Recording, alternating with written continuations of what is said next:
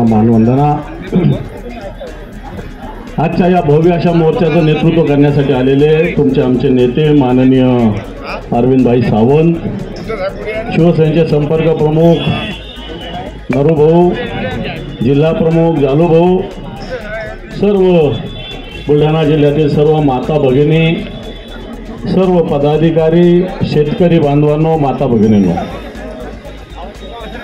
खरं तर मी सगळ्यात आधी जालूभाऊचं मनपूर्वक अभिनंदन करतो। 151 गावामध्ये आपण ही मशाल यात्रा काढली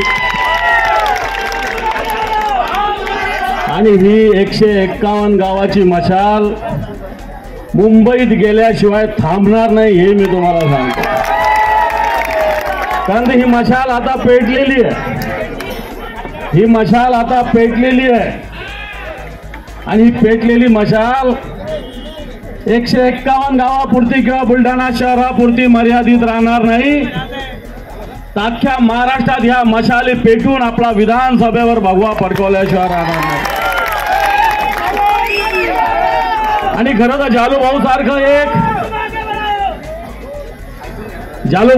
एक नेतृत्व संघटनेच्या माध्यमातून शेतकऱ्याचे, कष्टकऱ्याचे प्रश्न, या महाराष्ट्रातील फक्त हे प्रश्न बुलढाण्याचे नव्हे, या महाराष्ट्रातील शेतकऱ्यांचे प्रश्न आहे। आज या महाराष्ट्रामध्ये हे भ्रष्टाचारी सरकार आलं 2 जुलैमध्ये, 2 वर्षापूर्वी फक्त बुलढाण्यामध्ये 115 आत्महत्या घडलेल्या, फक्त बुलढाण्यामध्ये 115। या सरकारचे जे गद्दार मुख्यमंत्री एकनाथ शिंदे यांनी सांगितलं होतं की महाराष्ट्र आत्महत्या मुक्त करू, परंतु आज या बुलढाणा जिल्ह्यामध्ये 115 आत्महत्या झालेल्या आहे। या बुलढाणा जिल्ह्यामध्ये कापूस असेल, सोयाबीन असेल, मोठ्या प्रमाणावर या पिकाचं उत्पादन आपण शेतकरी मेहनत करून घाम घालून घेत असतो, पण या कापसाला भाव काय, या सोयाबीनला भाव काय?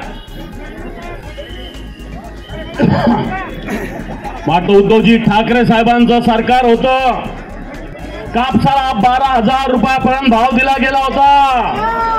आज किती भाव आहे कापसाला? 6,000। 10 वर्षापूर्वी काय भाव होता? फडणवीसांनी यात्रा काढली होती त्यात भाव काय होता? 6,000च होता। त्यांनी 10,000ची मागणी केली होती। सत्तेवर आल्यावर तुम्ही दिलेलं स्वतःच्याच मागण्या विसरता। सोयाबीन सुद्धा सरकारने जे आयातीचं हे जर धोरण बघितलं तर आपल्या सोयाबीनचा भाव उतरलेला आहे। ऑस्ट्रेलियातून कापूस आयात केला जातो या देशामध्ये, या महाराष्ट्रामध्ये, विशेषतः बुलढाणा जिल्ह्यामध्ये ज्या ज्या ठिकाणी ते सगळ्या वेगवेगळ्या बी बियाण्याच्या कंपन्या आहेत, कारण या महाराष्ट्रामध्ये नव्हे तर देशात चांगलं बियाणं या बुलढाण्यातून पोहोचवलं जातं, पण या बुलढाण्यात गद्दारीचे बी सुद्धा निर्माण झालेले लक्षात ठेवा। जसे चांगले बियाणे इथं निर्माण होतात तसे इथं गद्दारीचे बी सुद्धा निर्माण झालेले। परंतु हे जरा हे बाबा जरा ऐकायचंय का?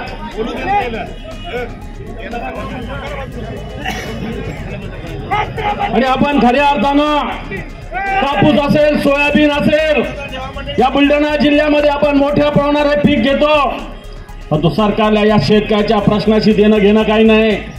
मागच्या महिन्यामध्ये मोठ्या प्रमाणावर अतिवृष्टी झाली, मागच्या वर्षी अतिवृष्टी झाली, कित्येक शेडनेट उडून गेले। मी आलो होतो दौऱ्याला, कित्येक पिकाचं नुकसान झालं, कोणाला तरी मदत मिळाली का? मिळाली कोणाला? विमा मिळाला कोणाला?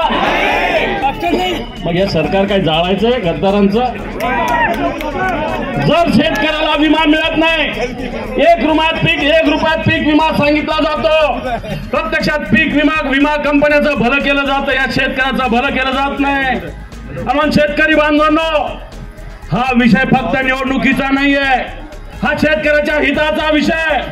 या शेतकरी जगला पाहिजे, परंतु या सरकारचं धोरण शेतकरी मेला पाहिजे अशा पद्धतीने, शेतकरी मेला पाहिजे अशा पद्धतीने या सरकारचं धोरण। म्हणून मी तुम्हाला आवाहन करेल, उद्धवजींचं सरकार, महाविकास आघाडीचं सरकार या महाराष्ट्रात होतं. त्यांनी खऱ्या अर्थानं या शेतकऱ्याला 2 लाख रुपयाची कर्जमाफी दिली होती का नाही? एका फॉर्मवर दिली होती, एका अंगठ्यावर दिली होती. तुम्हाला बँकेत फक्त एकदाच जावं लागलं होतं. आणि म्हणून या मोर्चाच्या निमित्तानं जालूभाऊने मागणी केलेली आहे. एकीकडे अरविंदभाई सावंत या देशाच्या संसदेत बसतात, तेही बोलतील देशातल्या मोठ्या मोठ्या उद्योजकाचं करोडो रुपयाचं कर्ज सेटरेट केलेलं आहे. परंतु या महाराष्ट्रातल्या देशातल्या शेतकऱ्याची कर्जमाफी होऊ शकत नाही. या देशातल्या या महाराष्ट्रातल्या शेतकऱ्याची कर्जमाफीची आवश्यकता आहे. म्हणून जालूभाऊने या विषयाला आवाज दिलेला आहे की या बुलढाणा जिल्ह्यातल्या महाराष्ट्रातल्या सगळ्या शेतकऱ्याची कर्जमाफी झाली पाहिजे. एकीकडे या लोकांना गद्दाराला द्यायला 50-50 खोके, परंतु या शेतकऱ्याला द्यायला या सरकारकडे बँक कर्ज देत नाही. सावकार शेतकऱ्याला उभं करत नाही. बँक सरकार या शेतकऱ्याला कर्ज देत नाही. सरकार या शेतकऱ्याची कर्ज माफी करत नाही. शेतकऱ्यांनी करायचं काय हा प्रश्न या निमित्ताने बांधवला. मग शेतकऱ्यांच्या प्रश्नावर हा मोर्चा शिवसेनेच्या वतीने आयोजित केलेला आहे. आज हा शेतकरी खऱ्या अर्थानं आपल्या देशाचा आधारस्तंभ आहे. इथं होतंय काय? या राज्यात चालू काय? शेतकऱ्याची कर्जमाफी केली जात नाही, शेतकऱ्याला अतिवृष्टीची मदत दिली जात नाही, शेतकऱ्याचा पीक विमा मिळत नाही, शेतमालाचा भाव मिळत नाही.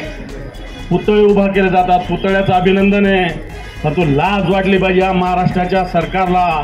सिंधुदुर्गचा छत्रपती शिवाजी महाराजांचा पुतळा 6 महिन्यात पडला, यांना लाज वाटली पाहिजे भ्रष्टाचार कुठं करायचा. इथं येऊन शिवभक्ती शिकवता धर्मवीर. अरे कसला धर्मवीर? आता गद्दार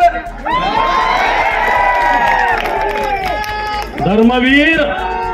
औरंगजेबाच्या काळात सुद्धा राजा जयसिंग होता, पण तो औरंगजेबाची चाकरी करत होता. औरंगजेबाची चाकरी करणारा धर्मवीर राजा जयसिंग होऊ शकत नाही. तुमच्या इथला आमदार सुद्धा असाच अधर्माची चाकरी करणारा तेव्हा तो धर्मवीर एखाद्या बोर्डवर लागायला होऊ शकत नाही. लोक सांगतात 30% कमिशन आणि 100% करप्शन असं सांगतात या बुलढाण्याविषयी. 30% करप्शन केलं जातं. बोलतो का? याच्या जिभेला हार आहे का? याची अवकात आहे का बोलायची? राहुल गांधीवर बोलायची? एका बाईचा मी व्हिडिओ पाहिला, काहीतरी नाव तिचं काय ना तिचं रीटा उपाध्याय मुख्यमंत्र्यांच्या कार्यक्रमात आली होती. तिची जमीन हडप केली आमदारांनी. पोलीस काही करत नाही, मोजणीवाले काही करत नाही. मी कलेक्टर ऑफिसच्या दारात आहे. त्या बाईची मोजणी केली पाहिजे कलेक्टरनी. त्या बाईच्या शेताची मोजणी केली पाहिजे. ही बाई रीटा उपाध्याय नावाची महिला भगिनी नागपूरहून इथं आली. तिच्या जागेवर यांनी फार्म हाऊस बांधलं. हे कलेक्टर ऑफिस मोजणी करत नाही. एका याच्या बापाची जागीर का? कलेक्टर ऑफिस कोणाचं नाव कर? कलेक्टर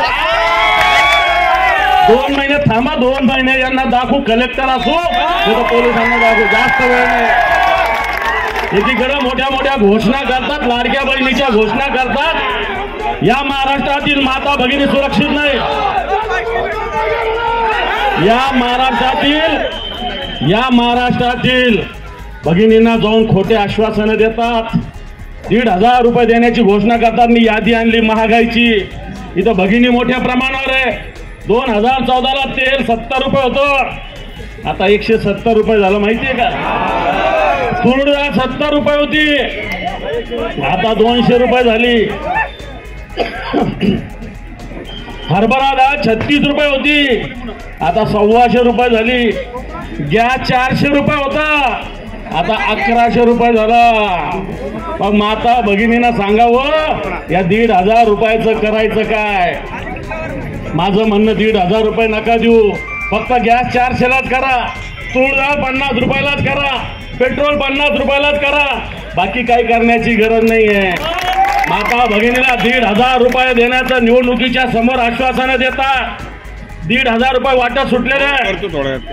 पण या राज्यातील माता भगिनी सुरक्षित नाही. या राज्यामध्ये कोणत्याही गावातली भगिनी आज दिवसा ढवळ्या फिरू शकत नाही. 4-4, 5-5 वर्षीच्या मुलीवर अतिप्रसंग केले जातात. सरकार झोपलेलं आहे, गुन्हेगारावर कारवाई करत नाही. या महाराष्ट्रातल्या माता भगिनी जर सुरक्षित नसेल तर लाडकी बहीण कोणाला म्हणणार?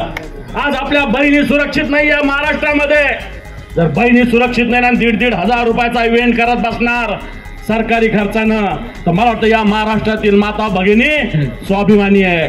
या सावित्रीबाई फुलेच्या वंशज आहे, या जिजाऊच्या वंशज आहे, या अहिल्याबाई होळकरांच्या वंशज आहे. आणि म्हणून या माता भगिनी सुद्धा या सरकारला धडा शिकवल्याशिवाय राहणार नाही.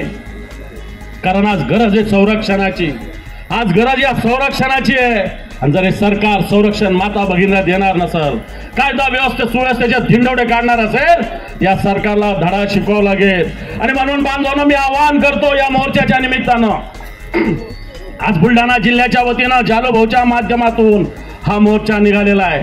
असे वाचाळवीर आपल्याला चालणार नाही. आपल्याला खऱ्या अर्थानं शाश्वत विकासाची गरज आहे.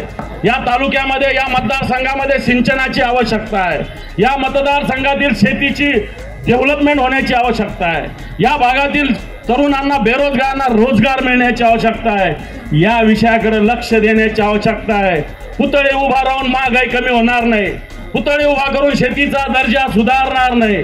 पुतळे उभा करून